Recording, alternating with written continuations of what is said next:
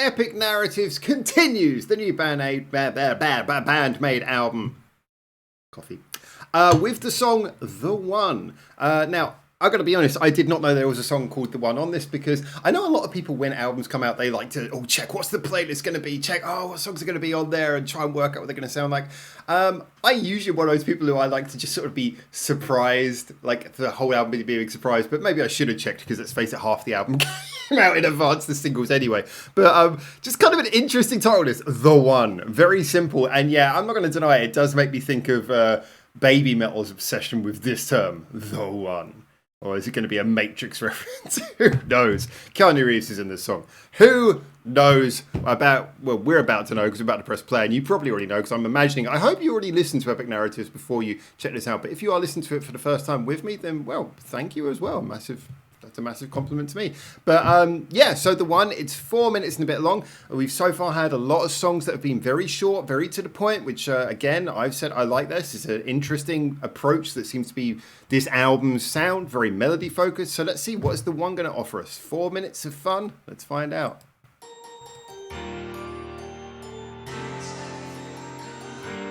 Okay. This is different. Is it just going to go rock suddenly?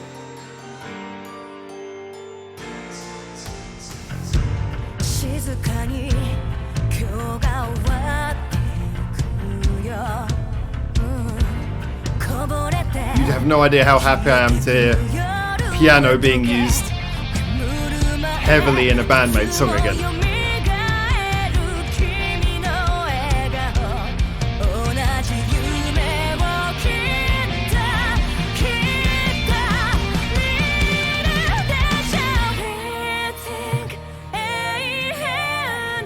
You can see those acoustic sessions are rubbed off on them, can't you?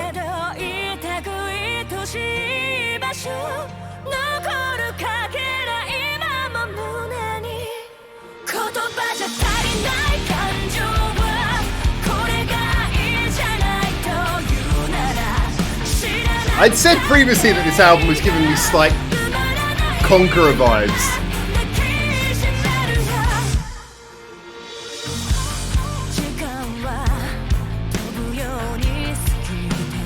I'm loving the production in this.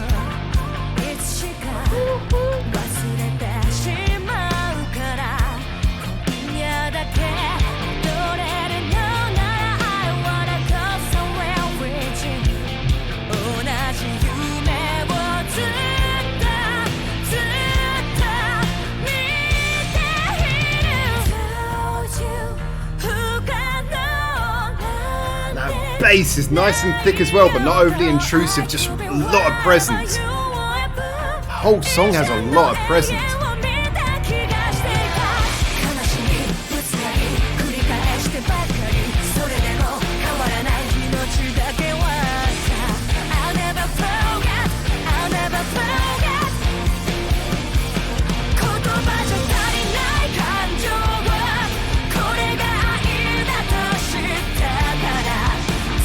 A little in the background. Loving the little details in this.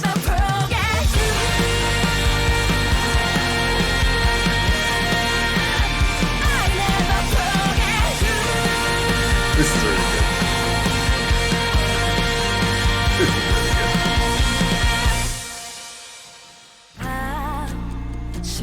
is really good. I could see the playtime. I knew it wasn't over.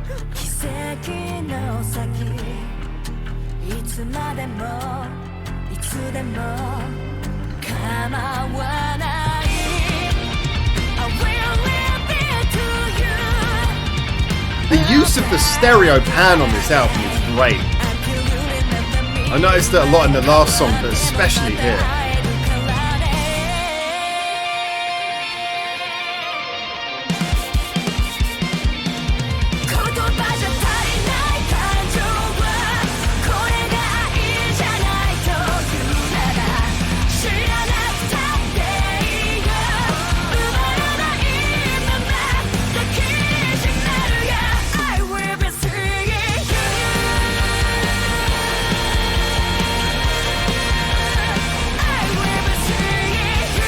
I don't know what she's saying there, but I want to sing along.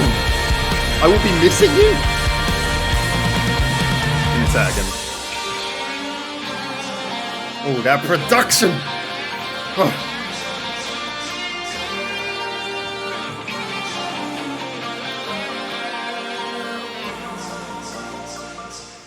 Look, as always, look, I gotta try and give. I always try and give an honest, fair review of these things. I try not to, but you know, I'm always happy when I'm genuinely excited about something. I had said leading up to this album that I don't know that my excitement had maybe been slightly quenched by how much we'd heard in advance. There had been things like Bestie that I hadn't exactly been a big fan of, and so I don't know. I was on the fence. I was excited as a BAND-MAID fan, you know, but there's that, yeah. With that all being said, there's always you know, I'm a realist. I'm not one of those people who runs around like some people go, I just love everything the band do because they're the band. It's like, I don't know. For me, a real fan is the person who can actually listen to everything and genuinely reason that they actually do really like it rather than just, I love it because it is product X.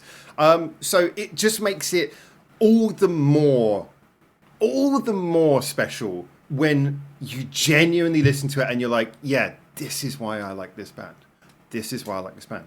Now, this song, I'm not saying this is like the quintessential example of everything BAND-MAID, but this is just, again, such a beautiful addition to this album. Now, if we address a few things, first of all, I mean, I'm starting to realize, as I said, how important the stereo mix is on this album. I pointed out at the beginning, in the first track, Maggie, how I was quite surprised how, although it was a very compressed song, I loved the fact that the mix had been done in such a way that every instrument still sounded like it had a lot of presence, even though it was very compressed. I think the stereo band helps a lot with this as well. I mean, one of the things that's quite interesting, if you think about how you can make albums really work with compression. I know for some people that's like heresy, but you can.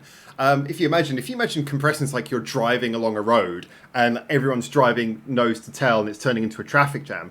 The stereo pan is literally just like opening extra lanes, because what you're doing is you literally, something that's compressed on the right has nothing to do with the compression happening on the left. Like, they are not affecting each other at all. So you are literally opening a separate lane. You know, something that's being compressed in the high band EQ and the low band EQ are not really affecting each other, which is why, again, if you have a good dynamic balance of EQs on the instruments, it works. And this, to me, is yes, it's a compressed album, which is it's 2024. Deal with it.